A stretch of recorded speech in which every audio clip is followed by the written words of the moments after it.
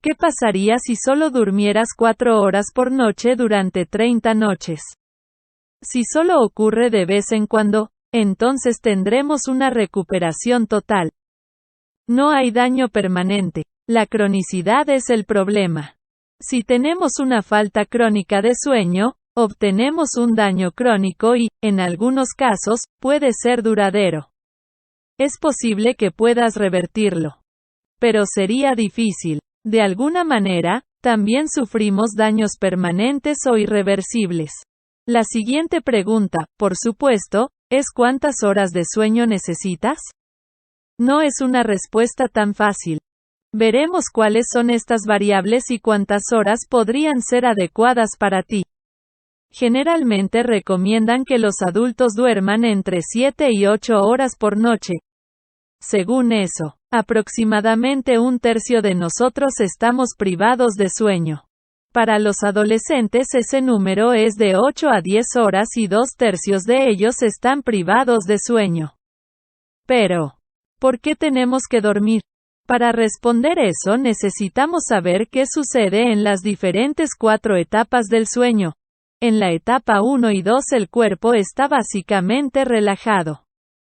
Entra en un sueño ligero, preparándonos para la siguiente etapa.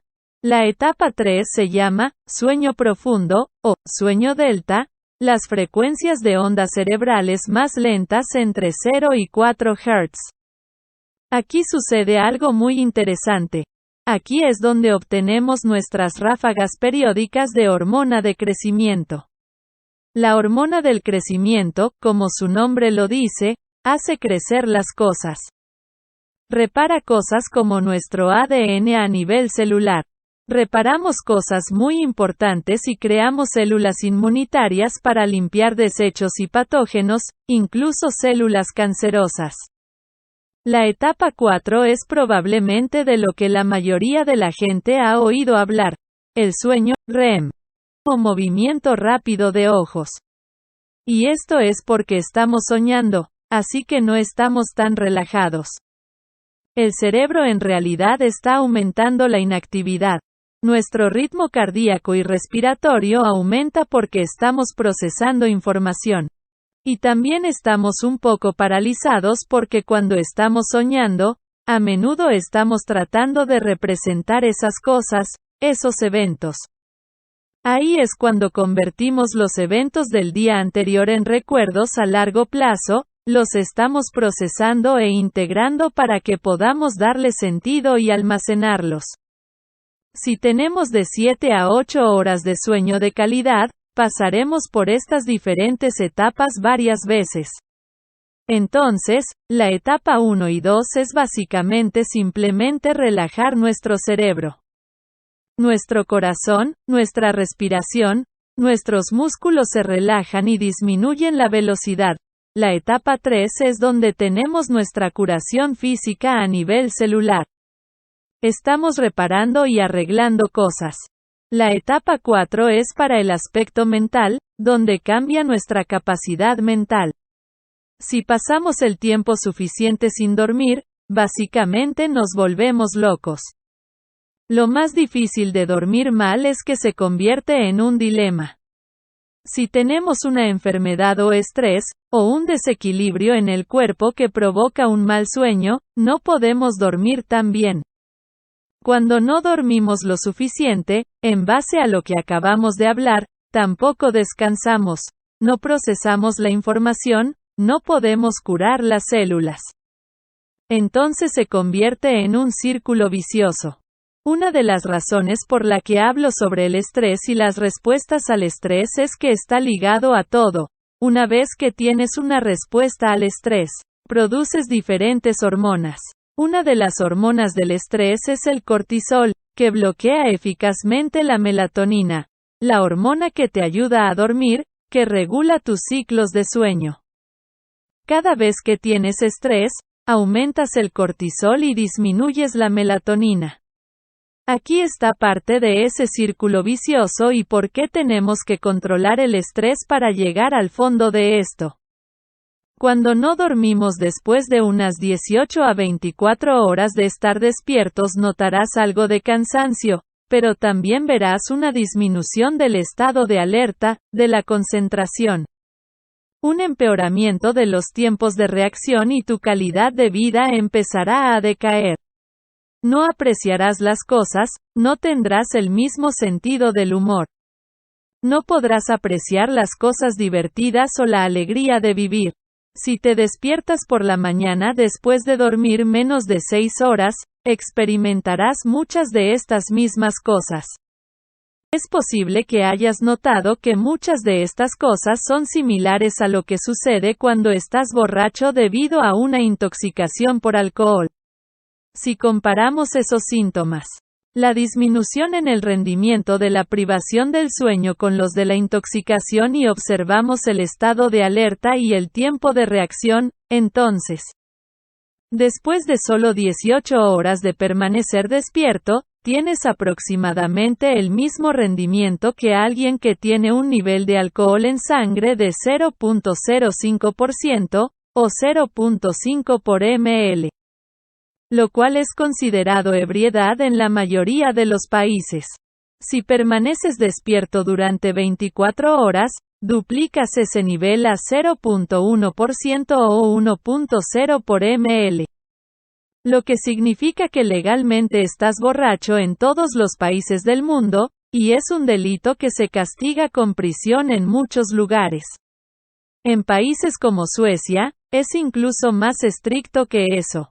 Al 0.02% te multarán, al 0.03 perderás la licencia y al 0.1 es un delito y te pueden meter en la cárcel, haya habido un accidente o no. Menciono esto porque Suecia, que realmente es estricto con esto, tiene la tasa más baja de accidentes de tráfico y muertes por accidentes de tráfico relacionadas con el alcohol. Si entendemos que el rendimiento mental puede verse afectado no solo por el alcohol sino también por la calidad de sueño, entonces tal vez deberíamos tomarlo un poco más en serio. Tal vez sea más que sentirse un poco mal, o por lo menos, tal vez deberíamos dejar de tratar como una virtud perder el sueño. Algunas personas casi se jactan de lo ocupadas que están y de lo exitosas que son porque no duermen. Muchos de ellos han tenido éxito financiero, pero luego 20 años después andan tomando 12 medicamentos y sufren diabetes tipo 2. Y se dan cuenta de que tal vez sus prioridades estaban un poco fuera de lugar. Si estamos privados de sueño por más tiempo, como de 24 a 72 horas, todas estas cosas empiezan a empeorar. Nos ponemos de mal humor, perdemos el control de nuestros impulsos, tenemos una tendencia a ser agresivos, experimentamos niveles crecientes de ansiedad y depresión. Y si vas más allá, podemos sufrir paranoia y delirios en toda regla. Podemos tener alucinaciones y ver cosas que no existen. Entonces, el impacto perjudicial sobre el sufrimiento asociado con esto es lo suficientemente fuerte como para que las Naciones Unidas designen la privación intencional del sueño como una forma de tortura. Pero, afortunadamente, aunque lo dejemos llegar al punto de la paranoia y los delirios, sigue siendo completamente reversible. Todo lo que necesitamos es unas buenas noches de sueño y volvemos a la normalidad. Pero si estás realmente interesado en una salud óptima, entonces los efectos a largo plazo es lo que realmente quieres entender. Si no dedicamos suficiente tiempo a las diferentes etapas de la calidad del sueño, como la etapa 3, donde generamos las ondas delta, tampoco obtendremos la hormona del crecimiento, la reparación del ADN ni la limpieza de proteínas basura como la beta-amiloide, que está asociada con la demencia y todos los tipos de Alzheimer, por lo que menos tiempo en sueño delta significa que limpiamos menos y estas placas de beta-amiloide se acumulan. Desafortunadamente, este es un ejemplo en el que los cambios pueden volverse permanentes. Además, tu sistema inmunológico sufre tremendamente después de una sola noche de 4 horas de sueño. reduces tu producción de células T en aproximadamente un 70%. Las células T van limpiando proteínas y células mutadas que pueden convertirse en cáncer. Esa asociación es lo suficientemente fuerte como para que la Organización Mundial de la Salud haya clasificado la privación del sueño, así como el trabajo en turnos nocturnos, como probable carcinógeno. También han encontrado que la falta de sueño es un fuerte predictor de diferentes tipos de cáncer como el cáncer de colon, el cáncer de próstata y el cáncer de mama. Entonces, ten esto en cuenta, porque el sueño es un requisito que tiene el cuerpo. La privación del sueño es una forma de estrés además de muchas de las otras formas de estrés. Por lo que debemos entenderlo y saber cómo mejorarlo. La privación del sueño también provoca algunos cambios metabólicos. Después de una sola noche de 4 a 6 horas de sueño, vemos una disminución en la testosterona hasta el punto en que un hombre de 40 años tendría aproximadamente los mismos niveles que un hombre de 50 años, por lo que, en ese sentido, envejeces 10 años. Lo que también está muy bien documentado es que si pierdes algo de sueño, habrá un aumento significativo de cortisol durante el día siguiente. Y el propósito principal de esa hormona del estrés es aumentar el azúcar en la sangre, porque el azúcar en la sangre es tu combustible de emergencia. Y cuando elevas el azúcar en la sangre de forma crónica, también aumentará la insulina para responder a ese azúcar en la sangre, promoviendo la resistencia a la insulina. Para algunas personas, esto podría llevarlos a la resistencia a la insulina, pero para la mayoría probablemente solo hará que sea más difícil revertir la resistencia a la insulina. Y ese es el contribuyente más importante a la obesidad, la diabetes tipo 2, las enfermedades cardiovasculares, los accidentes cerebrovasculares y todos los demás problemas metabólicos y enfermedades. Estadísticamente, descubrieron que si duermes menos de 6 horas en promedio, tu riesgo de muerte por enfermedad cardiovascular aumenta en un 200% y tu riesgo de sufrir un derrame cerebral aumenta en un 450%. Algo interesante es, el experimento del horario de verano. El horario de verano es una práctica en lugares con estaciones. Adelantan los relojes durante los meses más cálidos. De modo que la oscuridad cae en una hora posterior. 2 veces al año, 1.600 millones de personas pierden o ganan una hora. En primavera cuando perdemos una hora, al día siguiente vemos un aumento del 24% en casos de infarto. Eso es muy interesante, pero necesitamos entender la causa y el efecto para ponerlo en perspectiva. Entonces, ¿el horario de verano causó esos ataques cardíacos? Realmente no. El horario de verano fue el detonante. Una persona saludable no tiene un ataque al corazón por perder una hora de sueño. Pero si tienes muchas personas con alguna enfermedad, con algún desequilibrio en su cuerpo y luego agregas el desencadenante, estadísticamente habrá un aumento. La disminución del sueño está relacionada con la enfermedad cardiovascular, pero también hallaron que el exceso de sueño igualmente está relacionado con la enfermedad cardiovascular. Hemos disminuido el sueño que conduce a la enfermedad. Y luego también tenemos lo contrario, que esta enfermedad también resulta en menos sueño. Así que aquí está nuevamente este círculo vicioso.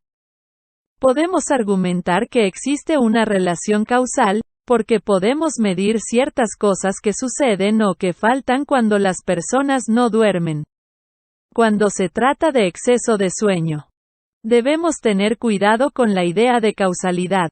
Cuando vemos algo relacionado o asociado, tenemos que preguntarnos si es la enfermedad la que provoca el exceso de sueño o el exceso de sueño la causa de la enfermedad.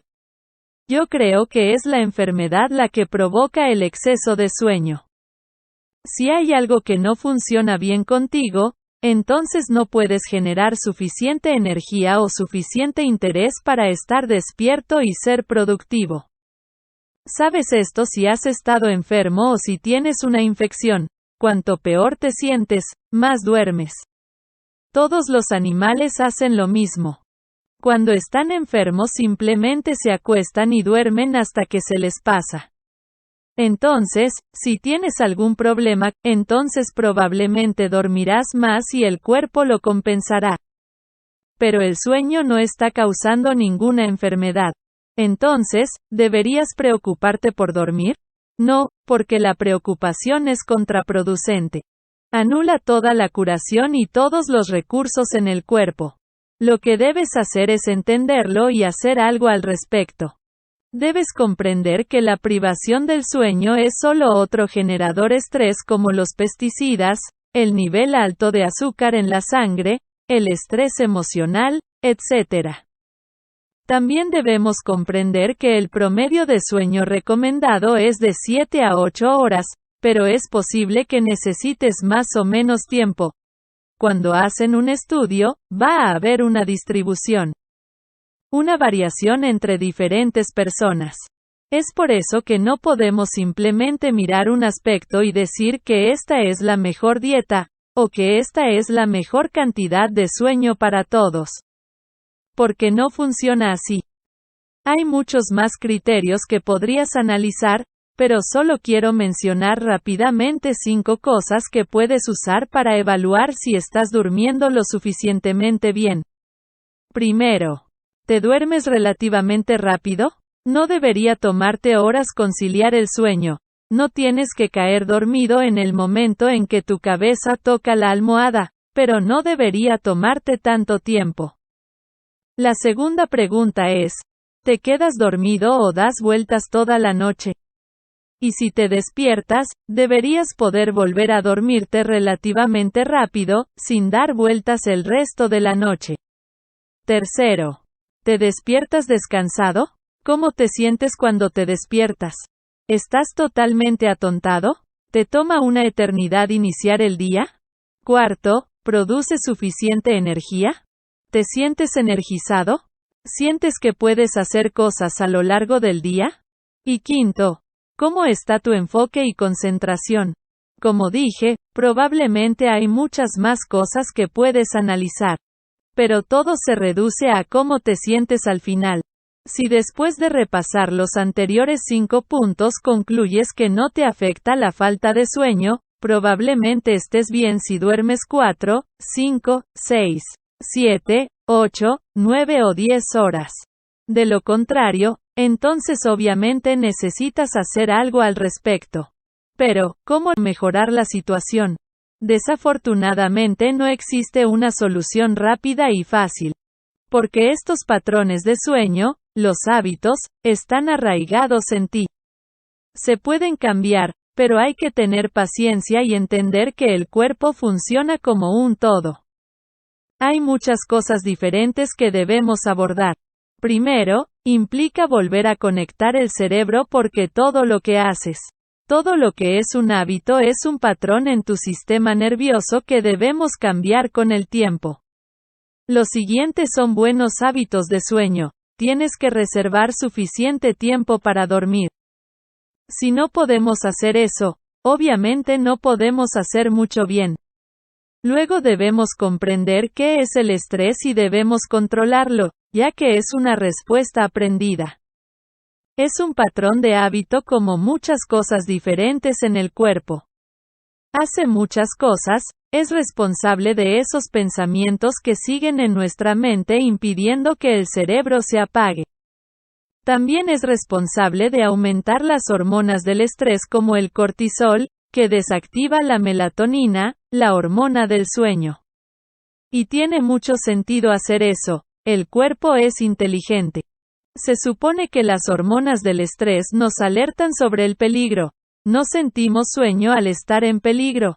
Así que en cualquier momento que necesitemos estar alerta apagamos la melatonina. El problema ocurre cuando tenemos estrés crónico, cuando el cortisol y las hormonas del estrés están crónicamente elevadas. Necesitamos aprender qué es una buena comida porque parte de reducir el estrés es estabilizar el azúcar en la sangre. Cuando tenemos muchos cambios de azúcar en la sangre debido al azúcar y los alimentos procesados, también tendremos cambios de cortisol y exceso de cortisol. Una de las mejores maneras de reducir el cortisol y estabilizar el estado de ánimo y el azúcar en la sangre es comer alimentos reales con mucha fibra, grasas y proteínas. Y muy poca azúcar y almidón. Otra cosa importante es el ejercicio, pues este hace que todo funcione mejor en tu cuerpo.